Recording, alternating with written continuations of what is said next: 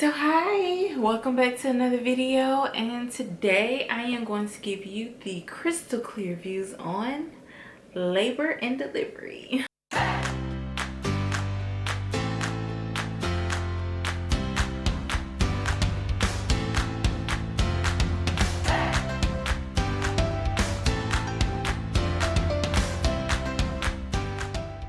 I am going to today tell you my labor and delivery story. Okay, so I gave birth to a beautiful baby girl July 31st. She weighed 7 pounds and 10 ounces. We named her Alex Michelle Bennett. So yeah, a month almost since giving birth.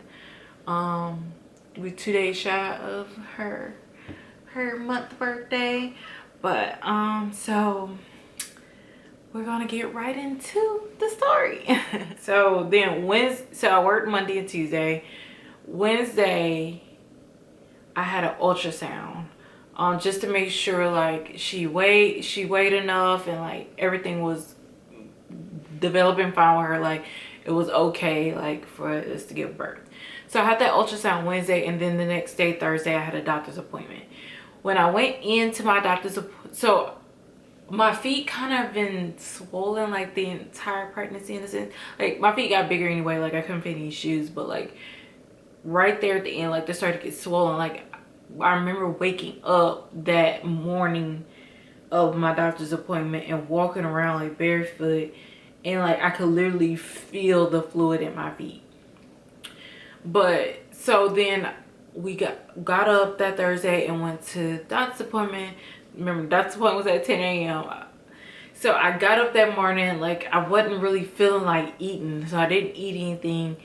Got up, went to doctor's appointment, and that's typically how it is. Like all my doctor's appointments were in the morning time except for one, and I said never again I would have an appointment in the evening time. So most of the time, like I got up, so most of the time I would get up and like I wouldn't eat before appointment just because I wasn't hungry, wasn't feeling it, and then I was always hungry by the time I got out the appointment. But I didn't eat. We went to the doctor's appointment and they took my blood pressure, and like she took it like 3 different times, and it was like 150 over 100 and something. I forgot the exact numbers, but like my blood pressure was high. That's what I'm thinking, because like this is my first ever appointment like ever having a high blood pressure. Like my blood pressures have been normal, like the highest was like 130, and like that's actually pretty normal. So like, but it usually runs like in the 120s. Like I have been having excellent blood pressure, so it was kind of shocking to see. I'm like, dang, that's pretty high. Like, and like she took it in both arms. She took it several times and it's like still high. And so then I go into, so we sit down in the room, and then my doctor comes in. She was like, and I'm looking at her, she's like, so your blood pressure is elevated. I was like, yeah. She was like, so I'm gonna send you to the hospital to get induced now. I'm like,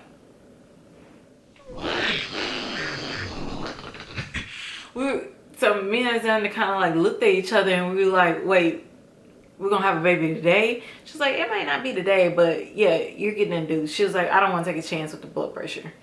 So I was like, and so we were like, oh my god. So like I literally just finished filming the what's in my hospital bag video, so like I just finished like really packing the bag too. So leave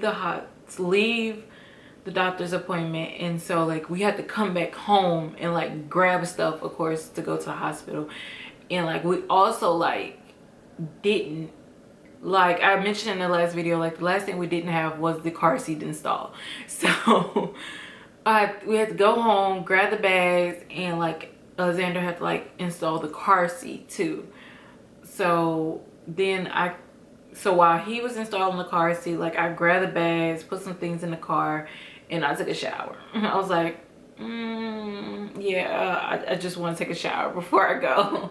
Like in my own tub, like in my own bathroom. So I took a shower, got everything, and then we went to the hospital. So we went to the hospital and went straight up to the maternity ward and checked in, and then like I was filling out the paperwork, and she was like, all right.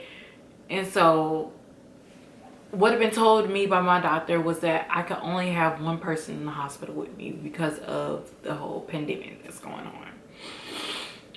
So when I'm filling out the paperwork, like when they asked me like my visitor or like my person, like I just wrote down Alexander's name. And so then the lady was like, make sure you write down the name of both your visitors. I was like, oh, I get two?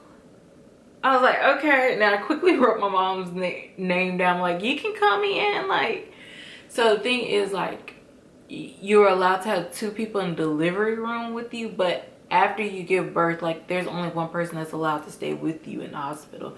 So like after I gave birth, my mom had to leave the hospital. So yeah. So that was the Thursday. This was the 30th. We went in at noon.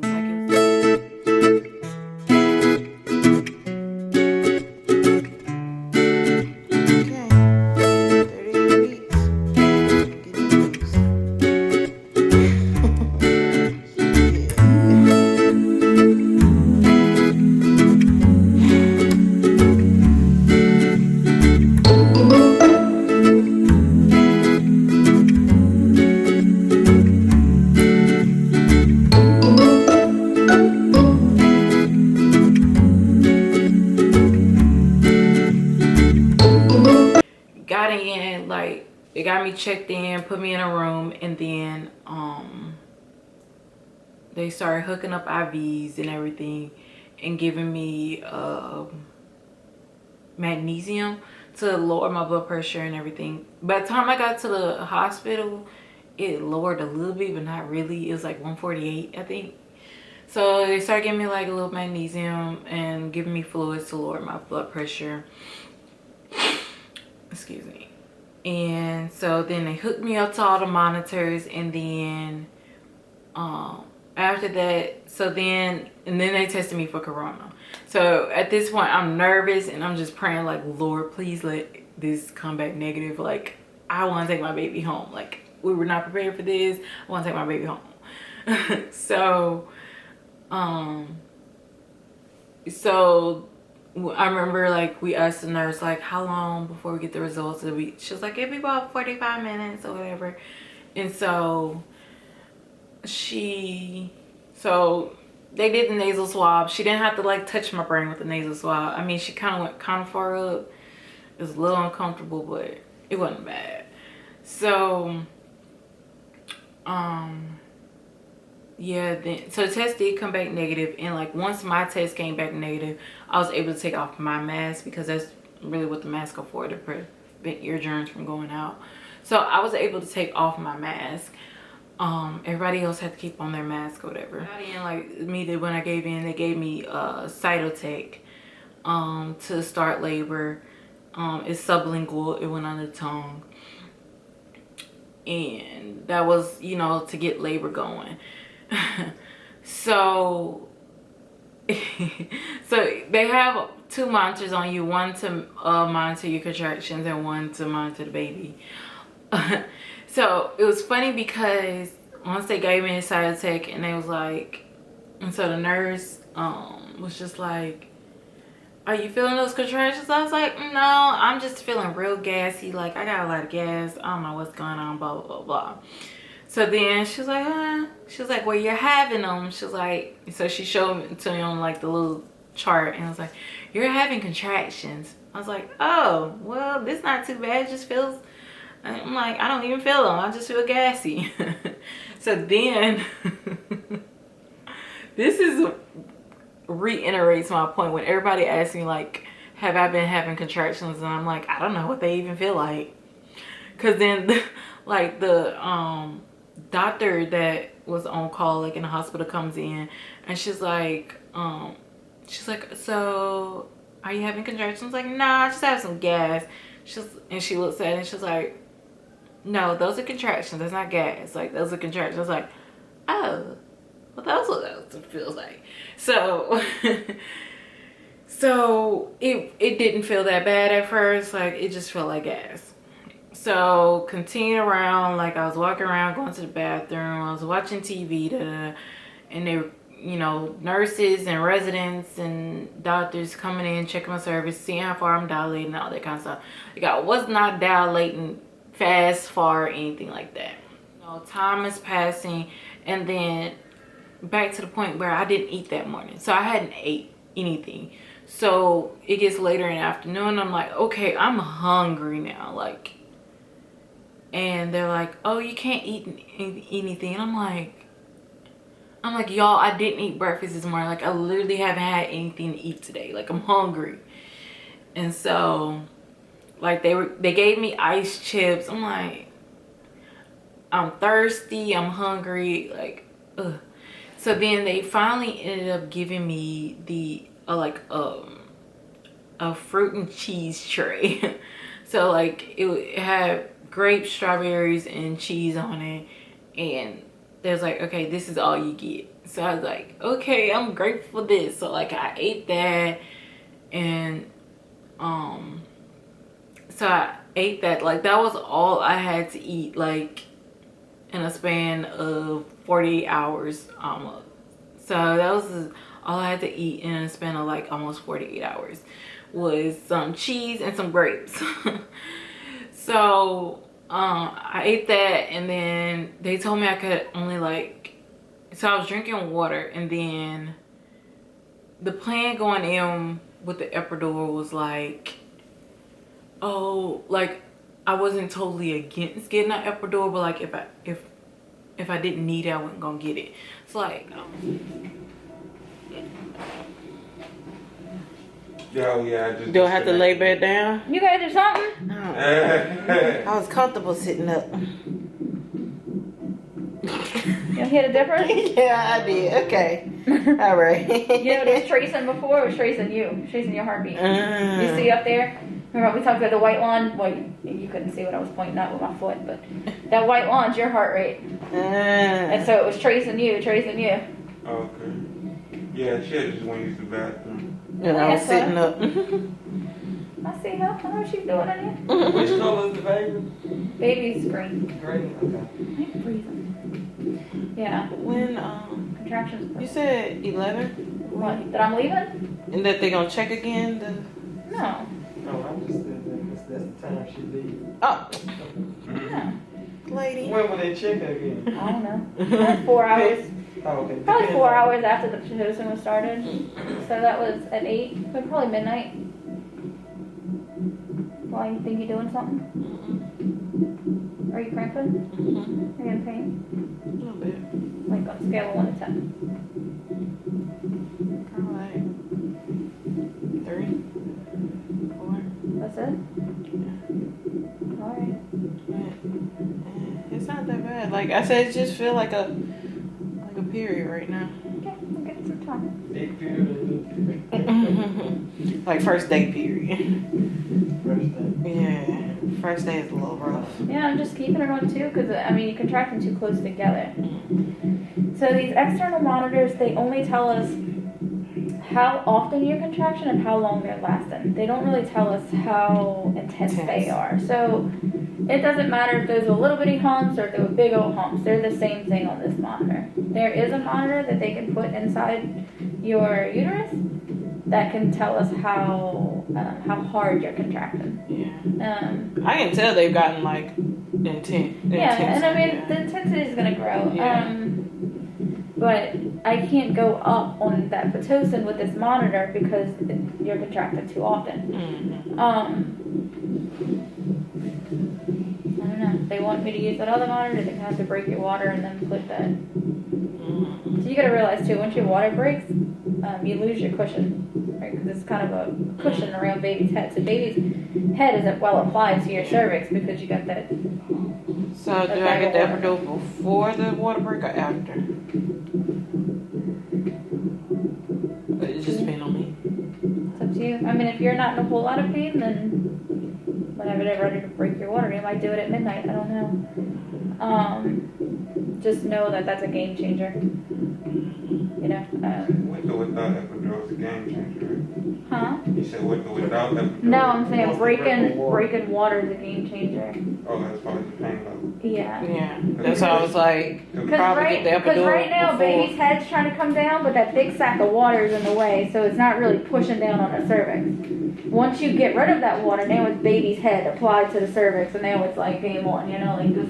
This is real. Yeah, now Yeah, it's. so You know, probably get it. Sound like an epidural finna come for that water break. I I mean, think you would want to. I mean, if you're. Go ahead, I'm gonna get the epidural. Yeah. Okay. If you're. Y'all ain't have to convince me. I was already thinking about it. Yeah, I mean, if you feel like you're gonna get an epidural, just do it. You know what I mean?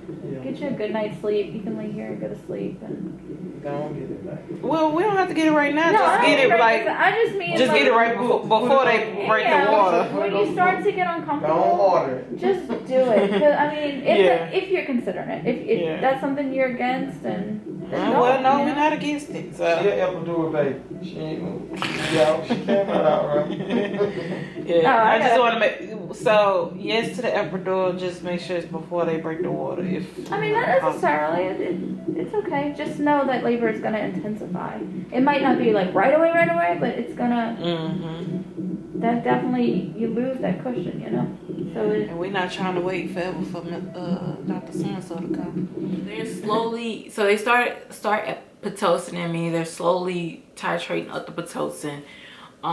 But they keep like checking my temperature because like the baby's heartbeat like started rising, like Alice's heart rate was increasing or whatever. And so they kept checking my temperature, and it was like 99 point something, 99.6, like it was just 99.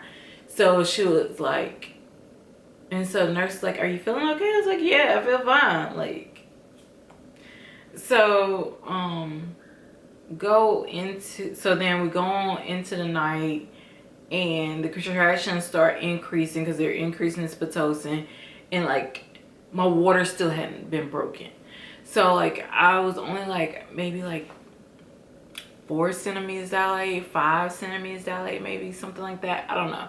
I hadn't dilated far, but I remember it was nighttime, and this resident came in. It was a white man, and he felt around. He said whatever. I was like around 4 or 5 centimeters dilated, I think. And he was like, we can go ahead and break the water. And so it's like, okay. So then, but by this time the contractions are like really revved up, and I remember her saying like, once the water breaks, like your contractions are going to get worse. And I was like, oh crap. And so they revved up, and then she was like, well, and then like once they break your water, like things are going to get speeded along a lot quicker, and you might not be able to get the epidural, because it was like you're going to have like, it takes like at least like 30 minutes for like the anesthesiologist to come in. It takes like 10 to 20 minutes to do the, like it just takes time, and you don't want to wait till it's too late. So once he said, okay, we're gonna go ahead and break your water, I was like, okay, well, let me get the epidural before you break my water. So like it's like in the middle of the night too, and I'm like getting the epidural the middle of the night. So he comes, gives me the epidural. So the guy comes, I get the epidural, and like start feeling better. So like with the epidural, like they put like an IV line into your back, and like it slowly putting medicine in you. But they also like give you a button where like if you're feeling a little extra pain, you can give yourself a little extra juice, but like you can only do it like every 10 minutes. Like it has a timer on it. So the doctor came in. This was a black lady came in, and she came in with a resident though. Resident checked my cervix, and she was like, oh, she's only about 4, like they don't say, oh, you're 4 centimeters dilated. They say like, yeah, like 4 and 90% or something like that. I don't know, it's weird. But when she checked it and did that, it was like, okay, no, we're not gonna break the water quite yet. Like we don't want to break the water too soon, and you know, you just be sitting there in agony and pain, and like it's just not time for the water to be broken. So I was just like, wow, So I'm like, I'm glad y'all came in, because the white guy was trying to break my water already. And it's just like, no, it's not time. We're not doing that. So I was like, okay. So I had in my mind, like, don't send him back in my room, because I'm about to send him back out. He don't know what he doing. Like, and especially since, like, it's been a hot topic lately about Black women dying in childbirth, and yeah, just racism in the medical field is just like, no, like, he comes back in my room, he gotta go. So then things kind of slow down. Like, I'm not dilating as quickly. Like, they were coming in checking me, and it was just like no change, or it's barely changes. Yeah. So then eventually they come in, and I think I'm like, by this time, like 6 centimeters dilated, and I'm like, okay, we can break your water now. So they break my water, and then the contractions do get a whole lot worse once the water is broken. So water is broke. I don't remember exactly what time, like, water was broken, and that was, so I broke the water. But once again, I did have my epidural, so I kind of really didn't feel them break my water. But once you get the epidural too, like, they they put in a catheter and everything, because you can't really feel your legs, so you can't really, like, walk around. So broke my water, and then that was that. Things didn't speed up once my water was broken. Like, things really didn't, like, start going faster. So after having my water broken, like, just playing the waiting game again, I'm hungry, and then, like, then I was told, like, once I got my epidural, like, I couldn't really drink water. Like, I just had to sip on it. And then, like, the same Black doctor came in that was like, all right, don't break her water yet. It was like, you can drink water. Like, I don't know what it is with people saying you can't drink water in labor. Like, you can drink. She was like, matter of fact, you can eat. She was like, but that's just, like, not this institution's policy. She was like, I say you can eat as a doctor. She was like, but, you know, that's just not their policy, but drink your water. So at this point, I was taking sips. Like, that's all they could tell me. I could take, like, sips. Once she told me I could drink water, I started gulping, because, like,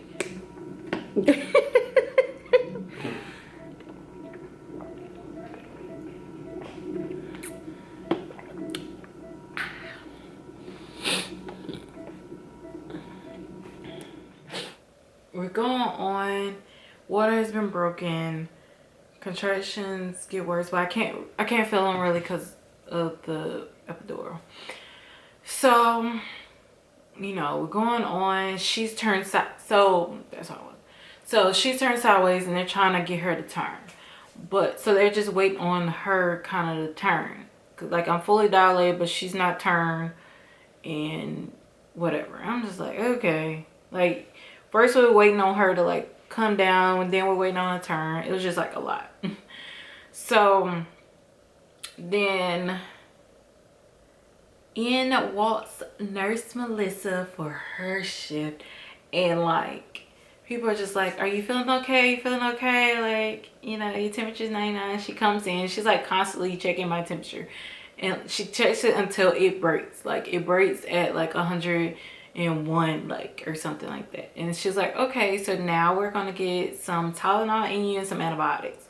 So I also had like what they call amniocentesis, I think it was. I think I'm pronouncing that right. Anyway, it's basically an infection in the amniotic fluid. So it happens. don't really know how it happened or whatever. But anyway, so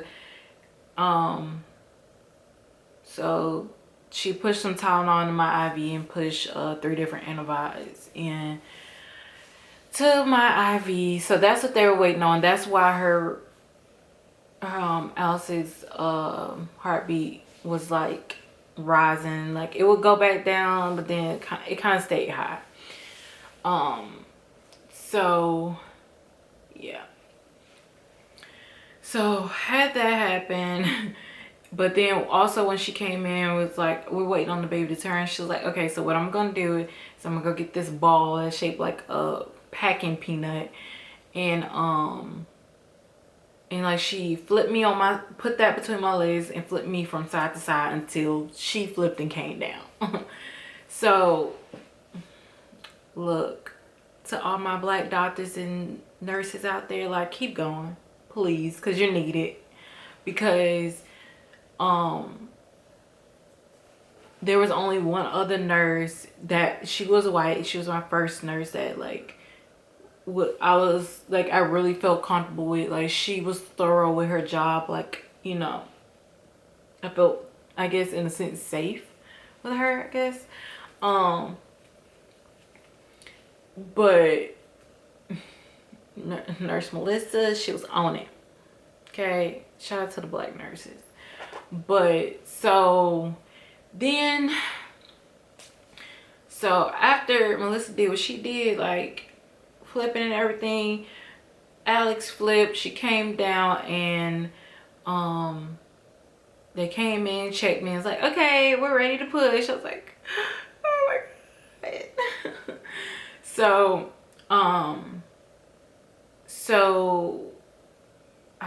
so when I gave birth, like when I pushed out Alex, the room was full of black women, like full of black women. And I'm so thankful to God for that, because like my actual OBGYN, like, she's black, but she couldn't be there in time for the birth or whatever. But so like thankful that like from the actual doctor that was there, the residents, the nurses, like everybody was black. I was thankful. Like, yes. So everybody was black. It was great. So it was like, all right, we're getting ready to push and everything. So they pull up the stirrups, put my legs up there. I had Nurse Melissa on this leg, I had my mom on this leg, and Alexander was back here like with my hand or whatever. And so it was like, all right. So then Melissa goes into like mode of like, all right, this is what you're gonna do. You're gonna push as if you're pooping, like, you know. So honestly, I'm gonna be honest with you, to me, like the hardest part is pushing. Pushing is hard. Pushing is not, it's not easy, like, at all. Because also when you're pushing, like, it, for me, like, it was hard for me to focus my actual pushing down there. Like, I'm pushing, but I don't know, because I haven't really used like my stomach muscles, like talking about. So it was hard to like hound in on like you pushing down there. So I don't really know how long I pushed for. I feel like I pushed for like maybe like 30 minutes before she came. Like, I wasn't pushing like an extremely long time, but I wasn't pushing a short time either. So yeah. So I was pushing, and then like I had an epidural, but like the epidural just takes away like labor pains, like the contraction. It does not take away the pressure. So I could feel all of the pressure. Like, I could feel when I needed to push. Like, you know, even though I couldn't feel the contractions, like they were looking at the screen, could see when the contractions are happening, but you can still feel when you need to push. So we pushed and pushed, and then at 9:37 at night, out came Alex. So pushed her out, they threw her on my chest, I cried. And you can see in the pictures, like when she first came out, she's laying on my chest, like she did not want to come out. She was not ready to come out, but you know, the health of me and her was more important than letting her stay in her comfort zone. But she was pissed that she was out of the womb. So yes, but so out she came. And so because I had the amniocentesis, Like they were concerned that they didn't want her to like have a fever or like have any infection or anything like that. So they was like, you know, depending on how she is when she gets out, like she's gonna have to be taken to the NICU. And I'm like, I got through one hurt of corona, like I didn't have corona, like, and I'm like, now you still gonna take away my baby? But it was like, but at least that was 2 days instead of 2 weeks. But they was like, it all depends on how she comes out. Like if she comes out responsive and breathing, like everything is fine with her, like, you know, we won't have to like rush her off to the NICU or anything like that. So she came out fine, responsive and everything, so they didn't have to like rush her off to the NICU. So I got to hold her, do skin to skin like when she first came out. Alexander cut the cord and everything. Like it was a beautiful experience. It was beautiful. It was beautiful. So yeah, so I was in labor from like 12 noon on Thursday until I gave birth at 9:37 at night that Friday night. So I was in labor for almost like 34 hours. It was a long labor, long labor. Which they kind of expected that to happen because one, with your first child, like it just takes a long time with your first child because this is not something your body's ever done before. Your body's just not used to it. Number two is I had to be induced. Like this wasn't something that was just naturally excuse me, that just naturally happened. Like I had to be induced. Like inductions take a while too sometimes, you know. So we just had a long labor. Oh, I forgot to mention about my blood pressure. Once I got to the hospital, my blood pressure decreased. So my blood pressure really didn't go back up into the 150s once I got to the hospital, which was really good. But so everything came out fine. So then they did after they did everything in the room, we got to do skin and scan with her and everything. They did take her to the nursery. That's like, all right, we're gonna like draw some blood from her, you know, check her weight and all that kind of stuff in the nursery. And then like once we finish, we'll bring her back down to you in your recovery room. So like they finish up with me. So they had to finish up with me. Like I had to get stitches. I did tear when I gave birth, so they had to finish up with me. I had to deliver the placenta, give me stitches, close me up and everything. And so and then like once they finish up with you in the delivery room or whatever, then I had an epidural, so like my legs are a little wobbly. I remember like nurse Melissa was like, all right, look, when I get you out this bed, you have to lock your knees. Like you have to lock your knees. I was like, okay. But like you're like, I could feel my legs, they're still like wobbling. Like when I stand up, she's like, lock your knees, lock your knees. It's like, okay. You have to kind of like wobble to the bathroom or whatever. But so got wheeled down to my recovery room. They had to give me some more antibiotics in the recovery. And then like I had like one last round of antibiotics I had to do, like, but like I was still swollen. Like they gave me a lot of fluids during delivery too, so I was swollen just from being pregnant. Then they gave me a lot of fluids while in delivery, so like I was just swollen. And like the last time, like the IV that they put in my hand originally, like it had like slipped out. It like was bleeding. It wasn't doing right, so they had to take it out. So then they were looking for another vein to like put my IV in to give me these last round of antibiotics, and it just wasn't working because I was so bloated and like they couldn't find a vein. They were trying to stick me, and like it was just getting tiring. And it's just like, so they spoke with the doctor, and the doctor was like, no, like her fever's diminished, like she's good, don't need that last round of antibiotics. So thank God for that. But so far everything's been good.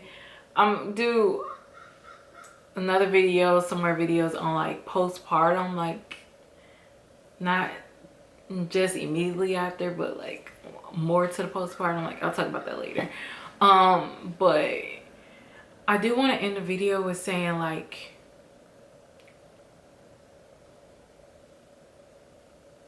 if you're a black woman, like you need to find a black doctor. Like you need to have black doctors, nurses. Like if you're in medical school right now, if you're in nursing school right now, like keep going.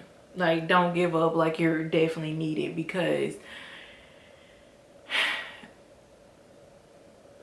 cause like there was a point also, I forgot to mention, like there was a point where like I was in labor so long that the bag of fluids for my epidural ran out. Like I remember being in so much pain, pressing the button like to give more medicine. Like nothing was really happening because you could feel the medicine going in. And I'm like, and so like I remember one of the nurses came in, like she was white, and I was like, I'm like, it's getting, like the pain's getting worse, like is it time to push or whatever. And so like she checked my cervix, like it wasn't time to push or anything, but she was like, you're getting closer though, like that happens. Like I was in so much pain, like I was crying, I'm like, something like I'm like, it gotta be getting close. Like I'm thinking it's just getting close to time for me to push. And then like so then I did have I forgot exactly who came in, like it was either Melissa or the doctor, like, but like they were black, and they came in and they were like, and I was like, how's the pain? I'm like, it's horrible. Like Alexander was like just standing there holding my hand, like I'm just like, tears are like running down my face, like he's nervous for me and everything. And so I remember like they came in and it was like, oh, you're in so much pain because your epidural bag is out of medicine. I'm like, I had another nurse come in here and just tell me like it was just getting close to being pushed, and like, yeah, no. So you know, it definitely makes a difference to have black people in your room, like, and you know, making that request known, because we did make that request known to like my original OBGYN. She was like, oh, she was like, I understand your concern. She was like, the hospitalists that we have at Toro are like, like all the hospitals she named are like white. She was like, I can try to reassure you, blah blah. She was like, but so when we originally had that conversation with her, like she was like, I can schedule an induction for you. She was like, that's like that's like the only way you can kind of like guarantee that she could be there for the birth. So it's like, okay, we'll do that. But she had scheduled that induction on my original due date, which was August 12th. And so considering I went in early and I gave birth on the weekend, like she just couldn't be there. But like she made sure like there were black people in the room, like there was. So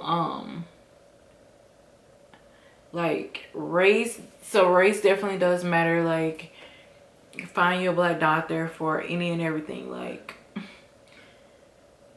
And so yeah, like it definitely makes a huge entire difference. Like I don't know how much I can stress that. Like